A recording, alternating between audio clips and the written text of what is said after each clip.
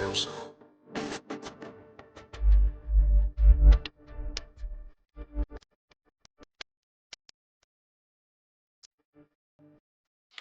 You'll see him soon. Welcome back to CFP Nation. I am your host, Nino Brown, and I got my guy filling in for Dino. Take him to the moon, my man CFP Moon. And when you see Yes, him on the sir. screen, it's Devy Downs, if you know what I mean. Yes, Moon, sir. how we doing tonight, buddy? Fantastic. First and foremost, thank you for having me again. We've been putting out a crazy amount of output lately. I'm juiced up. It's Good, people good. can't tell me. You wouldn't be able to know that it's the off season with the way that we working right now. I don't even know what that word means, bro. Like that. We No, gotta not. just nuke that from our vocabulary. Shout out to the governor of college football. What's popping, my man? Hello, governor. All right, we're gonna be getting into Devy Allen. I think he's lined up to just kind of take over, right? And as you heard in the intro, Coach Fran Brown was saying you haven't really seen him yet, Mm. but you will soon. I think real soon, you're gonna see this guy with possibility to take over this room, and that gentleman that we're talking about is Yasin Willis, 6'1", 215 when he came in last season, now at 226. And what I read and was interested to see, my man cut weight and then added 15 pounds of muscle. Straight juiced up. Yeah. All I see with this gentleman is violence in downhill running. Four-star recruit out of Newark, New Jersey. Went to St. Joseph's Regional High School in Montvale, New Jersey. He was RB 43 in the class. I think that's a little low. He was the 10th best player in New Jersey, two-sport athlete, team captain his senior year, and so a guy does 3-time first team all league when he was at St. Joseph's. We'll talk to us about some of the numbers that this dude put up at St. Joseph's because they were pretty gaudy. So his sophomore year, he put up 121 totes for 1,023 yards, 9 touchdowns. You count them, 13 receptions, put up 140 yards. So you want to see him take that next leap. Junior year, he took a massive leap up with 189 totes, added in 1.1K yards on the ground and 17, 17 big ones, touchdowns. Then as a senior, he said, you know what? He only played 8 games. So this is the sample size we're working with. 129 totes, 682 yards, and he still popped out 12 touchdowns. And then the best thing about it is this was his best receiving performance where he put up 12 catches and then added in 196 yards. My bad, 13 catches. Can't slide him by anything. But yeah, he had a jam-packed time at St. Joseph's High School, a dominant player, know how to showcase physicality, and I'm falling in love with running backs that not scared of contact, and so he leaned into that, especially in his junior year too. Yeah, you're gonna. I think when we get to the comps at the end of the show, we're kind of really full circle into the physicality. Yeah, he's a downhill guy, bro. You give him the ball, he just goes, and he would definitely have that CFB 25 downhill arm bar badge for sure. Yeah, that's what I'm saying. Like he's a guy. Like he just was already a downhill guy, putting on the muscle now at the next level. He was supposed to be the complimentary, the thunder to the lightning at LeQuint Allen, but LeQuint Allen just did it all for them last season, and they didn't need, much of Willis or even, I think it's Nixon that was in the backfield with them as well. So, but now, a lot of voided attempts, a lot of voided yards, a lot of voided touchdowns that I believe this gentleman has waited his time for, and I think we're gonna see him kind of pop off when opportunity strikes. He wasn't under recruited. He wasn't a highly touted, but he had 15 plus offers. Syracuse. He originally committed to Pitt, and then kind of like last minute switched to Syracuse. And all the things I read in interviews I seen, I just don't think that they saw eye to eye on how he was going to be used. Exactly. That's what I was thinking too, because that's a nice program offer hitting you up, right out the gate. And it had to come down to utilization in the offense and what the big picture for his vision is, as far as the coaching staff and how they was going to work with him. Well, you see what happened last year, right? We thought that Hammond was going to be the guy, and it ended up being Desmond Reed who kind of took over that backfield. So maybe they kind of told him, "Hey, listen, you're going to have to wait."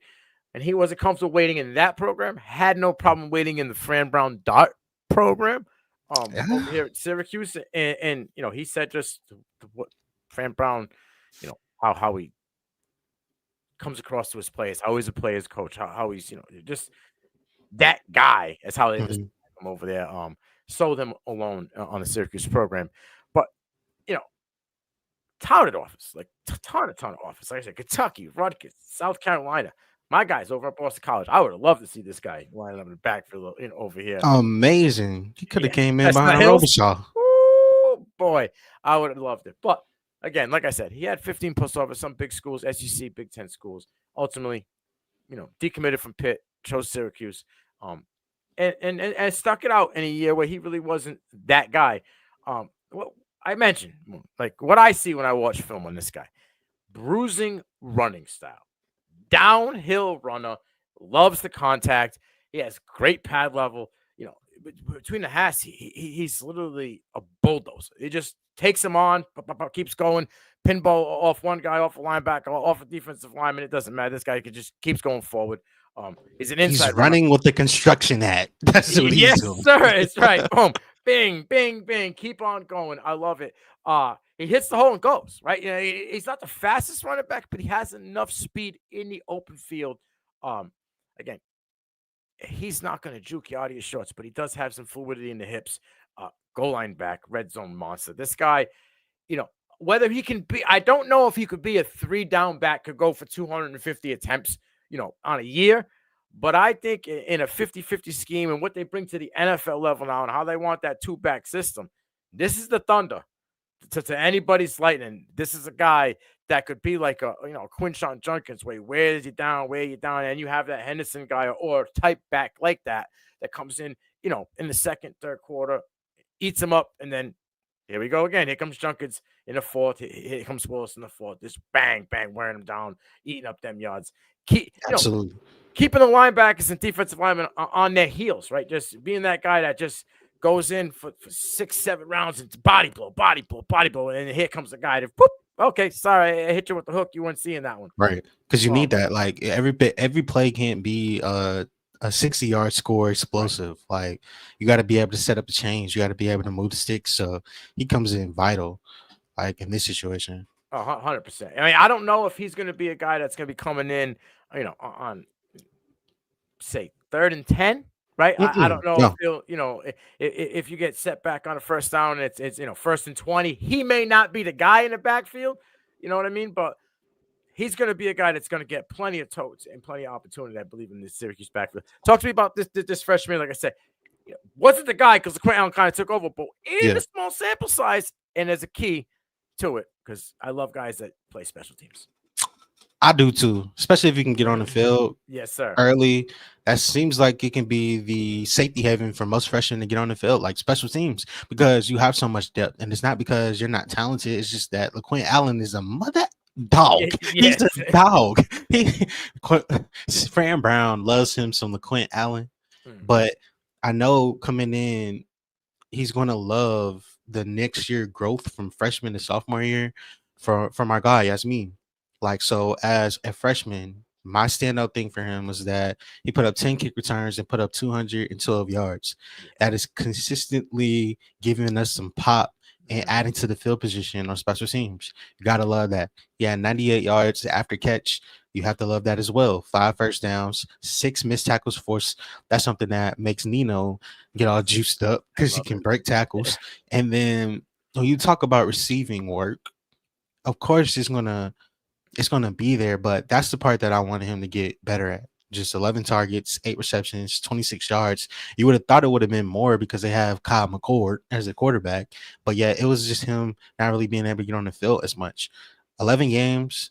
As far as the running stats, he had 130. He had 130 yards, a touchdown, but only 36 totes. Like, if you do the math, that's 3.6 yards per carry. Not cutting it. However, his standout games was when he came in and just got busy against UNLV. 62 yards in a touchdown, which was a little sprinkle on top of that game. Again, they needed it in that game against UNLV early in the season. And then you had Holy Cross, 4 attempts, 27 yards, and 6.8 yards a pop. So it's a good little simple size to say, okay, we use him in certain spots. He did you make the most of his time on special teams. He did showcase that he can break some tackles. And if we did our best, if we could try to get a running back to try to replace LeQuint Allen right now, then he will be a guy that like can come in and model that same type of like bruising physical running style that I know Fran Brown loves. Like I know he has to fall in love with. You're gonna have to pass pro, right? So he's gonna be in there Yeah. for those games because he's a bruiser for those downs. Um, a lot of the things that I saw people say about him was he doesn't have the hands, but he didn't really have the opportunity. And I know you mentioned it, this year as well. But like besides LeQuint Allen and his monstrous numbers that he put up this year, I mean, everybody else behind him didn't really do much. I mean, Will Nixon had 19 attempts for 76 yards, and Jaden Hart had 3 attempts for 8 yards, and that Mhm. was the bulk of it. So it was the LeQuint Allen show because they Yes. had another. They had Gadsden, but they had another receiver on the outside with Yeah, Meeks, they right? had Meeks, right? not only Meeks, they had Pena, like they had Yeah, they they had had some dogs, and he man. had a quarterback who was throwing for the most yards in the nation. So it was like Yeah. Quinn Allen. I said to everybody, he's not great not elite at anything, but he's really damn good at everything. You know what I Mhm. mean? So he was on the field for majority of these plays, for Syracuse last season, where you mentioned the UNLV game, and this is a game that stood out for me because he came in the third quarter. It might have been around 8 or 9 minutes to go in In the the third quarter. third.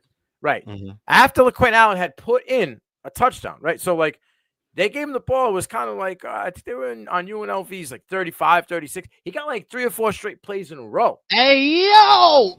And went off and took it to the crib for, 20-something yard touchdown. So That's my favorite performance from him by far. Like, not just because he scored, but because he came in and he toted that thing with ferocity every single time that he got it. Because in a game like that, Syracuse's season was on the line early. They yes, lose, they lose that game, UNLV. Like, we talking about a different story. So at that point in that game, late in the third, they needed, like, just going back and watching it, they needed a spark yes. even after LeQuint Mm-hmm. because the offense still like was still struggling in my opinion. So you absolutely right. Yes, that was one that stood out for me on the film. So, and then the Holy Cross game, another game they were kind of starting to pull away, but it Mm, wasn't fully close. But he had a nice kick return late in the second quarter, kind of set them up for good field position. Again, third quarter, not these just like garbage time attempts. When the game still matters, when teams are still in it, they gave him mhm, a chunk. I want to say 2 or 3 possessions in a row. Where he rattled off some 6, 7, 8 yard runs. Yeah, there was a 1 and a 2 here, but there were a lot of positive yards in this run. So that where he was making the most out of the opportunity and everything was positive. Again, on special teams, the kid was 20 yards per whack every time he was touching the ball for a kick return. So I like everything he brings to the table. That room, like I said, it's not loaded. You got Will Nixon and Jaden no. Hart, right? Nixon's going to be a speed guy, so there could be a Mhm, lightning and a thunder. mhm. Jaden Hart is more of a dual threat running back. He's probably going to be the guy that's going to get some receiving time. They have some guys coming in the recruiting class, but we've already seen him. With Malachi. Yeah, well, and Hill. I think Tyler Hill is a little underrated, but Malachi Coleman, yeah, I mean, he had 1,800 yards, 16 touchdowns as a junior. He set every single record at William Fleming when it comes to rushing yards, touchdowns, the whole nine. Mhm. But it's the kid out of John Pope high Oh, school. Talik. Yeah, man, this kid, Talik is a stud. both dual threat wise, right? They're both top 125 running backs in their class, but Tyler ripped off like almost 1,000-yard games. He had almost 30 touchdowns on the ground. So there could be some competition, but we already witnessed Frank Brown kind of make these guys earn their reps, get a Mhm. season underneath their belt, get in. We'll give you some spotty time, but the Eldermen are probably going to get that work. So I think he might, have a little bit upper hand on this group when it Mhm. comes to talent, overall talent. These young bucks could push him. They They gonna could push him push to the limit like Rick Ross, man. and we're going to see. We're going to see what he's built of. But with all of his talents and what I see Mhm. a bruiser. I see this, a big-bodied back that can turn up yards. My But that's ceiling, something that they don't have though, you know? Like no, they they don't have don't. that. No, most of their guys are speedy, twitchy backs. So I think he's Mhm. that. Like I said, to anyone who's going to be the R, they're going to have two backs. I think they're going to, because LeQuint Allen happened to be both backs, but I think going forward they're going to run with two backs, and I think he's going to be that bruising, pounding back for them. They need, they can wear it down. He's going to be that Mhm. wear and tear, boxer type that just beats on you. That George Foreman type boxer. You know what I mean? Body Mhm. shots, body shots, body shots. Hit you up in the upper body, bang, bing, boom, and You're and gonna then here need it with comes. this schedule, bro. You Oh, will need it with this schedule. absolutely. Which leads me to my type of ceiling floor player comps. They're kind of older guys, not really new, nothing recent, but the style just jumps off the screen to me. If he doesn't check all the boxes and it only gets a few, I think his floor could be like a Ben Jarvis, Green Ellis type back, right? Out of Ole Miss. Dude had almost 2,000, over 2,000 yards, 13 touchdowns at Ole Miss when he was there for 2 years. And then he was UDFA, but he ripped off in the 6-year span in the NFL, over 4,000 yards. He was good for my Patriots. I think he played for the Bengals after that. He was good for 2 seasons with Cincinnati as well. Underrated as a pass blocker, too. Was always on the field, right? When you need him in key situations, they had no problem having him on the field. So he was the guy who could receive the ball.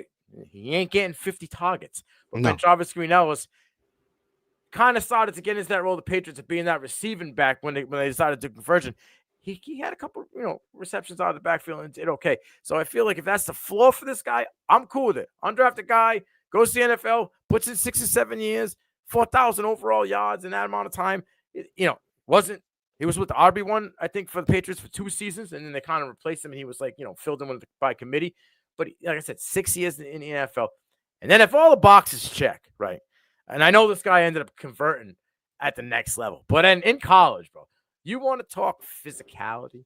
You want to talk downhill. You want to talk just getting after it all the time. I'm going to talk about Keith Byers from Ohio State, right? Mhm. Almost 600 attempts in his time at Ohio State, 3,000 yards, 45 touchdowns. My man ended up being a first-round draft pick, right? Mhm. In 1986. So I'm turning back the clock here. Converted to a tight end at the NFL level, and was damn good there as well. Man, not only was he lit, I remember my pops putting me on him. Byers was a guy, bro. Byers, yeah. Yeah, absolute dog. You could do it all over the field. You could give him receiving capability, blocking, running. He could do it all. I'm not saying he's going to be that at the next level. I'm just saying in the collegiate level, if he checks all the boxes, physicality, downhill runner, does really good between it. I mean, that type of play. I mean, this guy eats that up. I could go with your cliche Mike Allstott and stuff like that. But I don't think he has. I mean, Byers has that type of physicality that you can match in that category. Yeah, right. And so does Ben Jarvis, Green Ellis. Don't get it twisted. But like, you think Mike Allstott, you just think of a guy that's just going to run face first into you. You know what I'm saying? It's just going to be who's going to have more power. A guy like Peyton Hillis, right? Same thing. Who's going to have more? But those guys were jacked up. This guy's not as jacked up as those guys. Those are like 240. But he did put the weight on. He did. Which was muscle. So that gives me hope that he can continue to fill out his frame. What that might look like as we get into his sophomore and junior years, I don't know. Because it just depends on nutrition and how they choose to handle it. They might want him to bulk up even more, which would make sense given what their schedule is and given that they don't have that type of mold of running back on their roster right now. He would fit that. So I don't know. That's one of the things I'll be looking at with him. Like how does his weight fluctuate? How does he get pushed by Tyleek specifically? I want to see. Well, I want to see how the room goes, right? Like spring's going to give us, spring camp is going to give us the best aspect of what we'll see going forward. But I think this kid is hungry, and for sure. I think he's going to earn the respect of his defensive, teammates real early when he's throwing his weight around and throwing that physicality their way, and it's not like, oh, okay, we might get torn up going after this young buck here. So I think he's going to earn his keep. LeQuint. Yeah, exactly. Without as much shiftiness, right? He plays the physicality, plays that that pass pro role.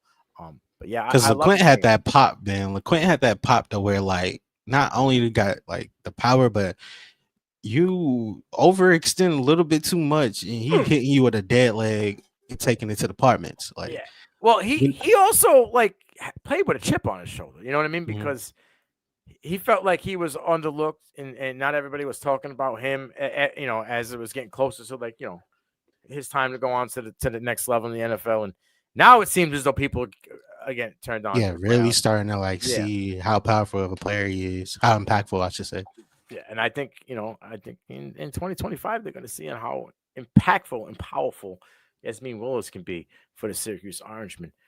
Moon, Hey, quick thought though, go ahead. like rapid fire question. If I had to ask you, what do you think the split is? It's like percentage wise. If you had to share a pot, what percentage do you give Yasmin to finish this season by the time we get done? I know it's tough. I put you on the spot. Well, all right. So I'm going to go with this. If the young bucks, the freshmen coming in, Mhm, don't eat into snaps in attempts, and it's just going to be Nixon and Jaden.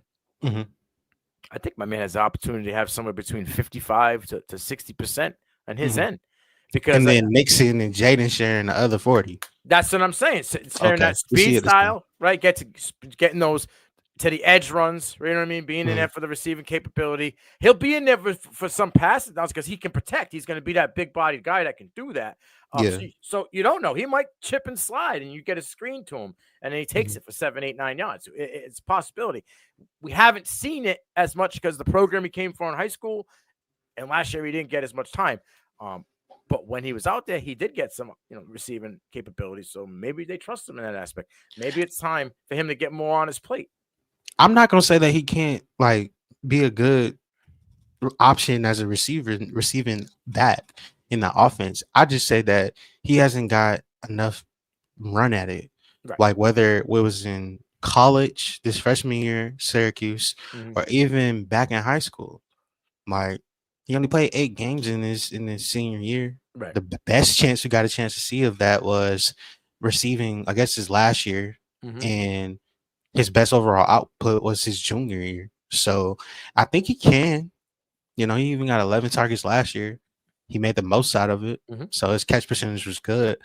I guess it kind of sucks that the best option that they had for him to just throw the ball around just walked out the door. Yeah. And, Yeah. and we really don't know who's going to, which I think leads to maybe early in the year they lean on my guy Willis here before they find out an identity of who's going to be the leader of this new offense. Not new look, Yeah. but new offense, because a lot of moving pieces on that, in that wide receiver room. Quarterback room's going to look different. This running back's got a new face to it. Who's going to, take over that room? Is it Willis, or is it going to be the next 4 guys that we mentioned? Tight end. Gatz is gone, so that's a big body target that's gone. So there's a lot of voided opportunity for these gentlemen that are still there. I think they could lean on him early with that schedule as well. They're going to need. I don't think maybe in that first 3 to 4 weeks they're going to be able to go out there and put up 35 like No. they did. So they're going to need him to be a bruiser, wear down defenses, long sustained drives of 6 to 8 minutes each drive. You know what I mean? Where if they're not scoring, they're on the other side of the field. It's, hey, you want to say 3 yards in a cloud of dust? Give me 3.5 and a cloud of dust, and I'm good, bro, because it's 3 in Yeah. the first. You know what I'm saying? Yeah. So, but he can be that guy if you need Mhm, him to be, and not be worn out. You know what I'm saying? Not give mhm. you like they tried to do that with Donovan Edwards. I don't think he's that guy, Me neither. right? Donovan That's Edwards. why you saw. That's why you saw Khalil get in there. Exactly. He could be a Khalil Mullins. I could see him being a Khalil Mullins type back Okay. for Syracuse. Physical guy. Shout out my guy. Out of Massachusetts. Come on, I got to give him love. Yeah, physical guy, willing Yeah. to run in between the tackles, right? Where it be the A or the B gap, run between the hash, take on those nose tackles, those beefier linebackers that stay in the middle. Mm. And just eat and move the chains and be a certified chain master. That's what those guys are, those physical backs. When they need a first down, it's not going to your your wide receiver, on an in route, quick, on a screen. They're going to this physical guy to eat up those short yardage situations. And I think he could play that Khalil Mullins role like Khalil did for Michigan this year, who ended up being the better back. He was. So, and a guy that you didn't think would be able, I didn't think he would get that many totes. I didn't think as a physical running back he could carry it, and he did. Now, can he do that at the next level? Probably not, right? But as a complimentary piece, probably has a couple of years in him at the next level. And then if he seizes the moment, who knows, right? But I think this guy has the capability of being RB1 for the Syracuse Orangemen in 2025. Would not be surprised. Would not be surprised if he's a Devy Allen. Just remember, we said it here first. CFB Nation, Devy Downs. I'm Nino Brown. That's my guy, CFB Moon. This is Devy Downs. We'll see you again next week. We out.